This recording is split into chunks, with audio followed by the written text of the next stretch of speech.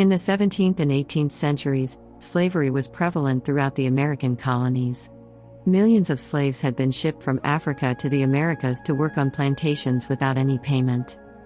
By the mid-19th century, the continuous westward expansion, industrialization in the North, and the rise of the abolition movement fueled the debate on slavery. In August 1831, Southampton County, Virginia, Nat Turner led around 75 black people in a slave rebellion. More insurrections occurred, and as a result, Southerners implemented rigid slave codes. On October 16, 1859, abolitionist John Brown took over the Harper's Ferry arsenal and started a slave rebellion. It was immediately quashed and he was hanged for treason, but many Northerners considered him a hero. On November 6, 1860, Republican Abraham Lincoln was elected as the 16th President of the United States. Displeased by the election results, Southerners feared the abolition of slavery. Lincoln was the first U.S. president born outside of the original 13 colonies. He spent most of his childhood in Kentucky. His debate with Senator Stephen Douglas regarding the Kansas-Nebraska Act made him known in national politics. After the election of Lincoln, South Carolina seceded from the United States on December 20, 1860. On February 9, 1861, the Confederation was formed with southern states that also seceded, including Georgia, Florida, Mississippi, Alabama, and Louisiana. By April 1861, Virginia, Tennessee, North Carolina, and Arkansas followed suit. Jefferson Davis became its president. There were also border states where slavery was legal but they did not leave the Union. They included Delaware, Kentucky, Missouri, Maryland, and West Virginia. The American Civil War was fought between the North, Union states, and the South, Confederate states. The Confederate states wanted to leave the Union. There were a lot of differences between the northern states and the southern states. The North had an industrial economy and the South had an agricultural economy that depended on a large, cheap labor force. The South, therefore, depended on the work of slaves to tend the farms and were against the ambition of the North to abolish slavery. Taxes and the size of the government were also big issues for the South. The Civil War began on April 12, 1861, when Confederate forces attacked a U.S. Union military installation at Fort Sumter in South Carolina. The Civil War was fought mostly in the southern states and there was a lot of destruction. More than 620,000 lives were lost and more than 375,000 people were injured. Many people died from disease and of wounds that could have been treated had there been adequate medical help.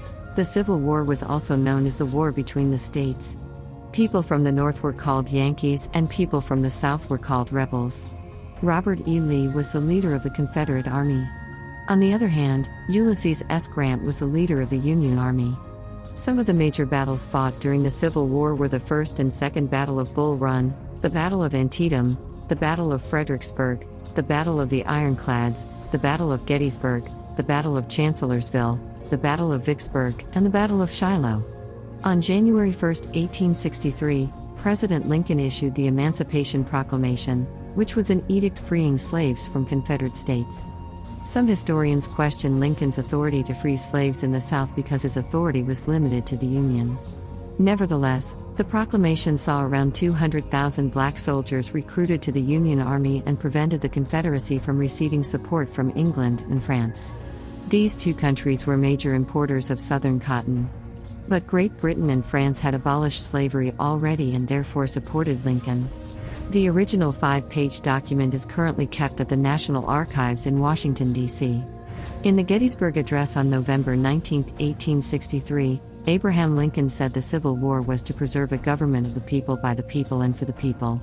On December 8, 1863, as an attempt to reunify the Union, President Lincoln issued the Proclamation of Amnesty and Reconstruction, which offered pardon to Confederates who would support the Union and the Constitution.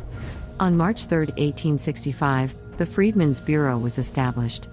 It was meant to help freed slaves. General Robert E. Lee surrendered to General Ulysses S. Grant at Appomattox Courthouse on April 9, 1865, ending the Civil War. Lee said of the terms that Grant had written, "You have been very generous to the South." After the war, Lincoln's Reconstruction era began. It lasted from 1865 until 1877. The idea was to help the former Confederate states be readmitted to the Union. It focused on the reconstruction of destroyed infrastructure and plantations.